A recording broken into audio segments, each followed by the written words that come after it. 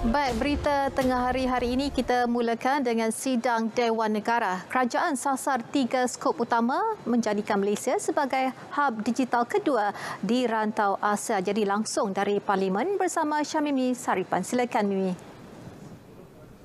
Miza, kerajaan menyasarkan 3 skop utama dalam menjadikan Malaysia sebagai hub digital yang kedua dalam negara ASEAN selepas Singapura. Jelas Menteri Komunikasi dan Multimedia Tan Sri Anwar Musa, ia termasuk pengukuhan infrastruktur bagi mempercepat liputan 5G menerusi pelaburan awam dan swasta bernilai hampir 40 bilion ringgit. Cabaran untuk kita menyediakan infrastruktur, menyediakan pelaburan dan penyediaan tenaga kerja macam saya ulahkan tadi jauh lebih mencabar daripada negara-negara yang berkenaan. Pun begitu, negara kita telah mengambil keputusan untuk kita kedepankan program roll out 5G dan mempertingkatkan melalui satu pelaburan hampir kira-kira 40 bilion sektor awam dan swasta bagi meningkatkan kemudahan-kemudahan infrastruktur supaya matlamat kita ialah kita berada di tangga kedua daripada kalangan negara-negara ASEAN selepas Singapura. Baik, turut disasar peningkatan kemahiran tenaga kerja dan modal insan menerusi program My Digital Workforce. Pernyataan bagi menjawab soalan Senator Muhammad Afendi. Seterusnya, setakat Julai tahun ini, 19 kes kematian orang kena tahan OKT dalam lokap direkodkan. 3 kes disebabkan jangkitan COVID-19, 2 kes serangan jantung, paru-paru berair 4, gantung diri 2, manakala 5 kes lagi masih dalam siasatan. Timbalan Menteri Dalam Negeri 2, Datuk Jonathan Yassin memaklumkan penubuhan Jabatan Integriti dan Pematuhan Standard JIPS sejak Januari lalu dilihat proaktif dalam penambahbaikan mekanisme pengurusan lokap PDRM agar dapat dilaksana dengan lebih teliti dan berkesan.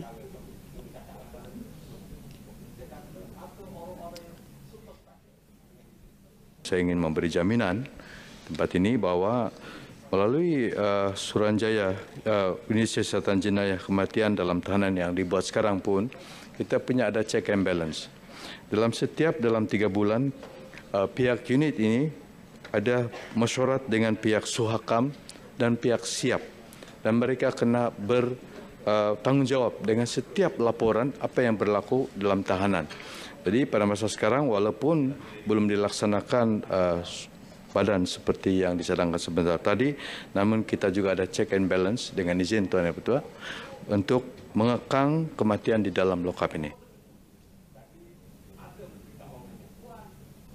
Beliau menjawab soalan tambahan Senator Datuk Dr. Nuing Jeluing. Jelasnya 684 kamera litar tertutup dipasang di lokap Balai Polis, ibu pejabat daerah dan ibu pejabat kontingen bagi memantau aktiviti di lokap tahanan. Baik, Dewan juga dimaklumkan projek pembinaan kem tentera darat di Taman Seri Skudai Johor terpaksa dibekukan buat sementara.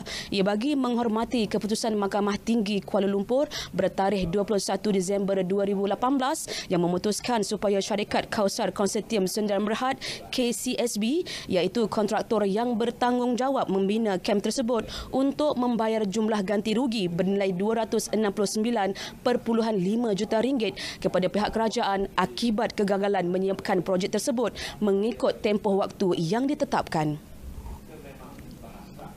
Perjanjian perswastaan 3 pihak bagi reka bentuk dan pembinaan kem tentera di Skudai telah ditandatangani antara Kementerian Pertahanan pada 10 Julai 1997 dengan syarikat Kausar Konsortium Sundaram Berhad bagi projek pembangunan kem 7 Brigade di Skudai Johor bagi tempoh 3 tahun bermula 10 Julai 1997 hingga 10 Jun 2001 dengan nilai projek berjumlah 256 juta. Projek ini bagaimanapun terpaksa dihentikan pada Disember 2002 kerana syarikat KCSB tadi menghadapi masalah kewangan dan syarikat hanya mampu menyiapkan 18.3% sahaja daripada keseluruhan skop projek. Baik, pada masa ini, tuntutan ganti rugi tersebut sedang dalam tindakan penguatkuasaan oleh unit pelaksanaan dan penguatkuasaan Jabatan Peguam Negara. Datuk Seri Ikmal Hisham menjawab pertanyaan Senator Datuk Teo Ing Ti. Baik, sekian perkembangan dari Dewan Negara. Kembali bersama Miza di studio. Silakan Miza. Baik, terima kasih Mimi di Parlimen.